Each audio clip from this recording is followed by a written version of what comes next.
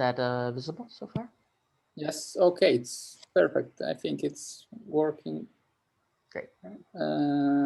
Okay, I think that we have maybe, I see some black squares. Oh, how's that? Is that better? Not yet, but maybe. Okay, maybe now it's better. Okay. So next talk is from Noam DETAL. He's from Georgia Institute of Technology, and he will give a talk about defibrillation. In particular, the title of his talk is Terminating Spiral Waves with Single Design Stimulus, Teleportation as the Mechanism for Defibrillation. So please, Noah, the floor is yours. Thank you very much. Yeah, so I'm Noah DETAL from the Chaos Lab at Georgia Tech, and today I'll be kind of talking about a framework for looking at excitable media, and one in particular that can be used to sort of understand the underlying topological mechanisms for creating but also eliminating spiral waves in excitable media. So for the purpose of this talk, we use just sort of a very simplified view of cardiac electrophysiology. So our model of the heart is that there's sort of this oscillatory pacemaker region that's sending these periodic signals. And these signals then are sent to the rest of the heart, which is we treat as just sort of an excitable media. So anytime it gets the signal, it sort of excites. And in particular, for this talk, we're just going to be looking at sort of 2D representation, so kind of the surface of the heart. And so we consider sort of a normal, healthy heart rhythm to look something like this, where we have these very steady, periodic planar traveling waves. But of course, if we have some sort of arrhythmia that gets initiated, it's typically associated with some sort of spiral wave or reentrant behavior. So for example, we could say that something like a tachycardia is initiated when you have a single spiral wave, because it essentially takes over the whole domain and starts exciting still regularly, but with a sort of increased frequency. And then finally, individual rotors can break apart into many different sort of fragments of spiral waves. And these can cause the different regions of the domain to excite sort of irregularly and incoherently. And this results in sort of a fibrillating state where nothing is sort of coherently activated. And this is sort of some nice visual representations of some optical mapping, which kind of shows the same qualitative behavior from the external surfaces. So the way that I'll be sort of simulating this behavior is just with very simple reaction diffusion models. And in particular for this talk, I'll be showing some results from a couple 2-variable models. So these are very simple toy models that have just a single voltage variable and a single inhibitory gating variable that kind of represents various ions and currents. But the framework I'll be talking about is actually generalizable to the more physiological, realistic models that I think have been used in sort of most of the talks. So it turns out that the key thing to sort of look at in these models is the regions that are excited and regions that are refractory. So this is an excitable system. So the phenomenology is kind of that all of the tissue is at rest until it's excited. And once it's excited, it becomes activated. And after a short time, becomes refractory on the way to recovery again. And during that time, it cannot be re-excited. And so what that looks like, and for example, the toy Fitsunugumo model. So here is a right where it's traveling pulse. So this is initiated from sort of stimulating one side of the domain to create a traveling wave. And this is just the color map of the voltage variable. And on the right here, you see sort of a 1D slice of this that shows the voltage variable and also the gating variable. Essentially, the simplest way to track excited and refractory regions is to just define simple indicator functions. So for the 2-variable model, sort of the simplest way to do this is to say that any region where the voltage variable is above a given threshold, that can be considered excited. And similarly, any region where the gating variable is above a threshold can be considered refractory.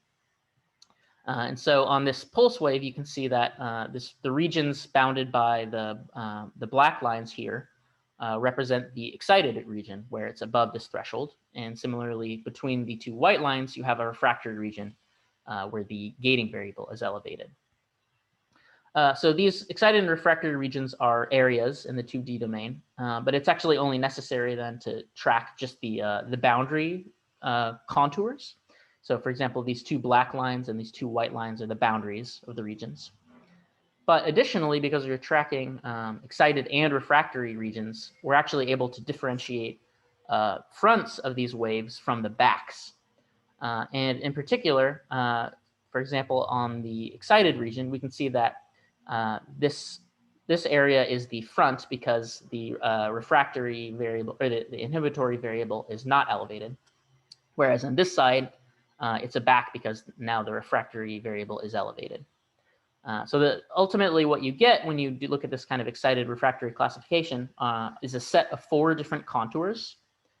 So here I have them by solid and dashed black and white lines, and they represent then the excited front, the refractory front, the excited back, and the refractory back.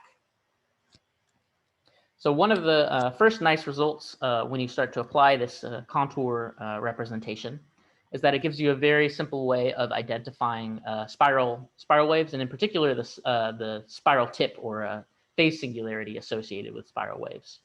And this is just where points where all 4 of these different contours intersect. And in particular, you can see that it's the sort of the overlap region between excited and refractory tissue.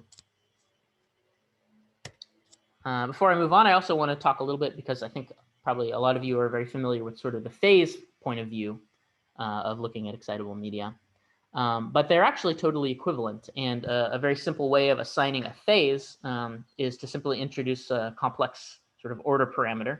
It looks like this, where the real and imaginary components are just those excited and refractory indicator functions. So here's just sort of the same look at that single spiral wave. Here, if you're just plotting the phase, and you can see that sort of all of the different colors meet at the phase singularity.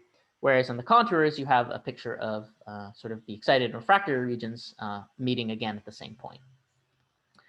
So one of the things I'm sort of trying to get to with this talk is that for excitable media, it sort of pays a little bit more to think in terms of these contours in the excited and refractory regions, because that's kind of the more intrinsically accurate way of describing the excitable dynamics. Whereas phase makes more sense for oscillatory media, which really is intrinsically oscillatory and it can really be considered to have a phase everywhere. So one of the important properties of these contours is that because we're dealing with sort of continuous systems and continuous geometries, the contours actually have to form closed continuous curves. So if, for example, we have an excited region here and a refractory region here that sort of evolved to intersect, this actually means that they have to intersect not in one place, but actually in 2 different places. So of course, when the 2 types of contours intersect, you end up with a phase singularity. And if they must intersect twice, this actually means that anytime you have one phase singularity or spiral wave, you actually have to have a corresponding second one. And in fact, it's going to be a spiral wave that rotates in the opposite direction. So this is sometimes called topological conservation of topological charge, because you can sort of assign a charge to spirals based on which way they're rotating. And the idea is that both of these 2 configurations, the net topological charge is 0 here because you have no singularities, and here because you have sort of a +1 rotating one way and a -1 rotating the other way. So this is important because it says that anytime you're sort of initiating or eliminating spiral waves, this has to happen in these sort of opposite pairs, kind of like antiparticles colliding in a sense. And then another important thing that's kind of relevant later in the talk is that additionally, all of these singularities are connected by their contours to an opposite singularity. So they're sort of connected by these lines as well. Of course, there is one major exception to this topological rule, and that's the case of no flux boundaries. So when you have no flux boundaries, these contours can actually end at the boundaries of the domain. But no flux boundaries are also equivalent to just mirroring the domains over those boundary walls. So if you perform this procedure for that single isolated spiral that I showed earlier, you can actually see that you kind of regain the topological properties. So again, you have the same number of spirals rotating one way as the other, and additionally, each of these singularities is connected to a singularity of opposite type. So now I've described a little bit how this contour characterization works. I'm going to use it to explain how you can understand sort of the creation of spiral waves, but also how to sort of annihilate them, both using activating stimuli. So the first example is sort of the very standard S1, S2 procedure for initiating spiral waves. So in this example, change my pointer. You initiate a pulse moving to the right, for example, with a stimulus S1. And then with a second stimulus S2, you excite the back of the initial traveling wave. And this creates a pair of counter-rotating spiral waves. Right? So this procedure is very easy to understand in terms of the contours. So if you have this initial configuration, you are essentially targeting this refractory back contour. And once you stimulate, as you can see sort of in a blown up picture here, the stimulated region is now excited. And so it's surrounded by this black excited contour. But at a certain point, that of course has to intersect with the existing refractory contour. So as soon as it intersects, you end up with two phase singularities, one on either side. And then those phase singularities sort of evolve into fully formed spiral waves. Additionally, you can have a situation where if your stimulus is sort of too small, you can create an initial pair of singularities. But because they're too close together, they actually will immediately attract and annihilate each other. And you can see that this whole process respects the conservation of topological charge, because you start out with no singularities, you have a positive and a negative one, and then they annihilate, and you're back to zero again. So the next challenge is how do we understand, or how can we kind of analyze defibrillation, or getting rid of spirals using the same mechanism? So the idea is that if we have some sort of fibrillating state corresponding to having many different spiral waves, how do we eliminate all of these and return to sort of the uniform rest state? So the simplest answer is just to do sort of a very large single shock defibrillation, where you excite the entire domain. And you can see when that happens, obviously you eliminate all of the singularities, but it's not exactly clear what's going on topologically here. And additionally, there's kind of the question of, well, is this the minimal shock that you need in terms of where you're exciting and how strong you're exciting? So it turns out that this contour framework actually gives you a simpler way of doing this. And the way I'll motivate it is by looking at these counter-rotating pairs again. And now we're going to consider what happens if we stimulate the refractory back of this wave once again, but this time in the presence of these singularities. So here we're going to stimulate in this refractory region here, but starting very close to this singularity, following the contour, and stopping a little bit before this other contour. So again, the region that gets excited is surrounded by this black excited contour. And at the top, it just melds with the existing contours. But at the bottom, once again, intersects with the white refractory back contour. And of course, where it intersects there, you have a phase singularity.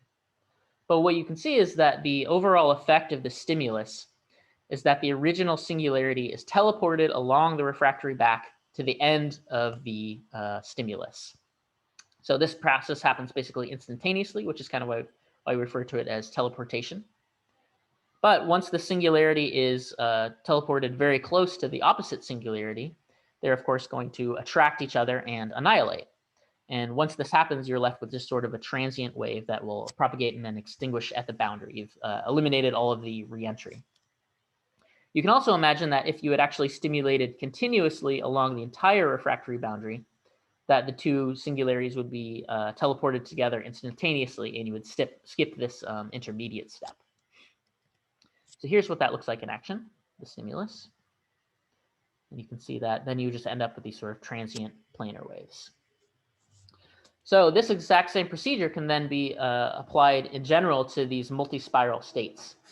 And additionally, because as I said before, every singularity has to be connected to an opposite singularity, it's always possible to find these refractory contours that connect spirals to their sort of partners. So here's what that looks like in action.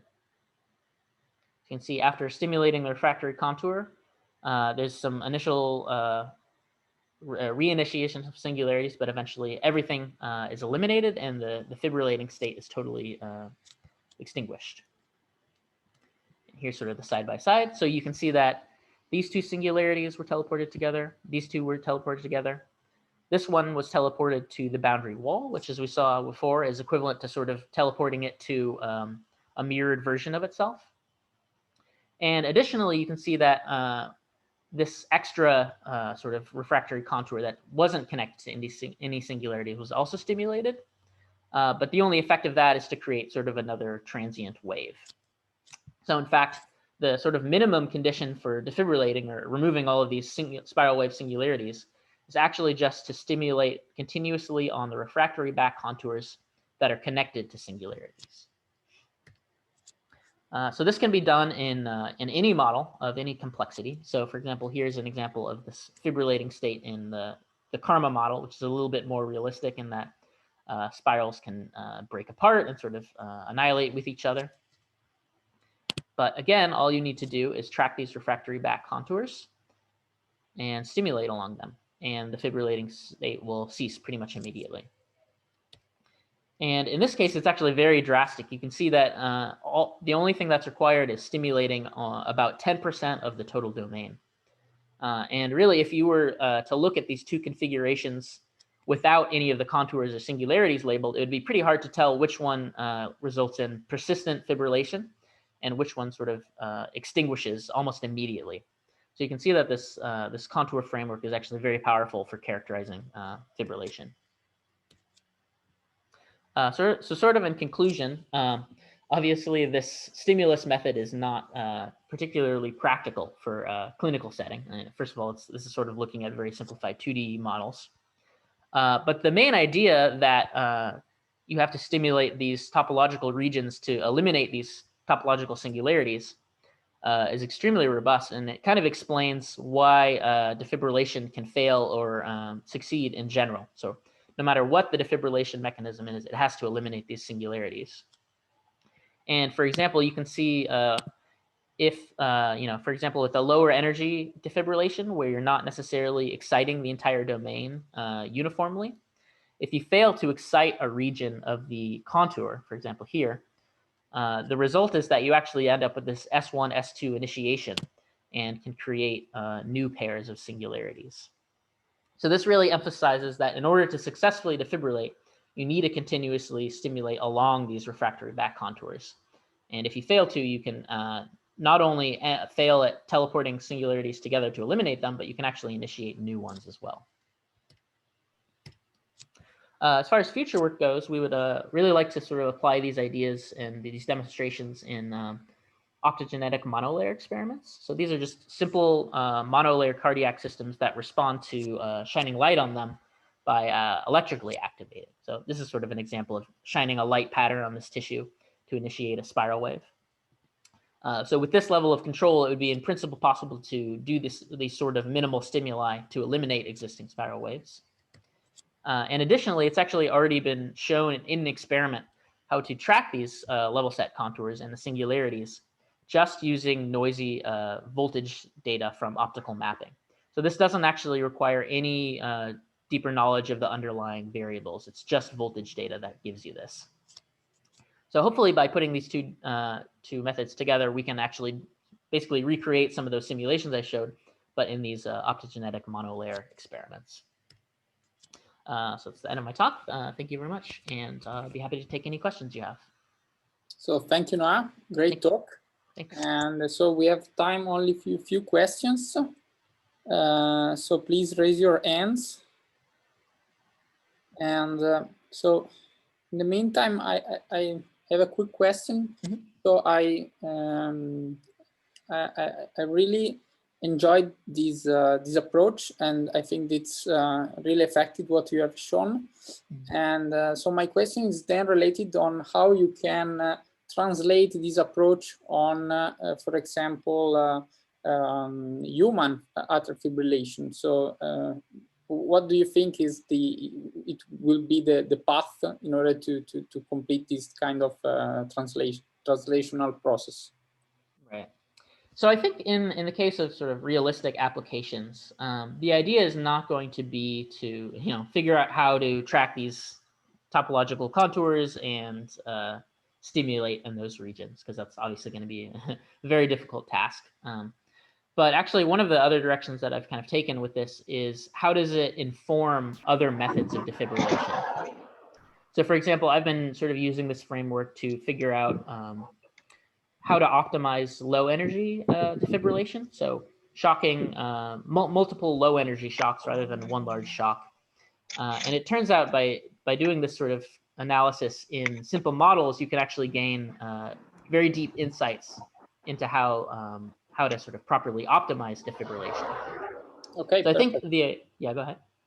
No, go ahead, please conclude. Oh, sorry. Yeah. So I think the idea is to use this characterization in sort of models to understand the phenomenology and translate those insights into insights about how to defibrillate using methods where you don't have access to that information. Okay, perfect. So we have an additional question from Professor Wigmund. Hi. Yeah, thanks. That's a really interesting way of viewing your data. So my question is, how different is that from exciting the excitable gap, or knocking out the excitable gap? So my guess is it would be very similar. I think one of the limitations of this, or it's sort of a strength, but it's also a limitation, is that there's not really a unique way of defining these different contours, right? You have to pick something that you believe tells you, is this region excited? Is this region refractory? So in experiments, I really don't know what the best way to do something like that is, but I would guess, so I'm much more on the theoretical side, but something like that coming from the clinical side, I would assume it would be a very good proxy. Okay.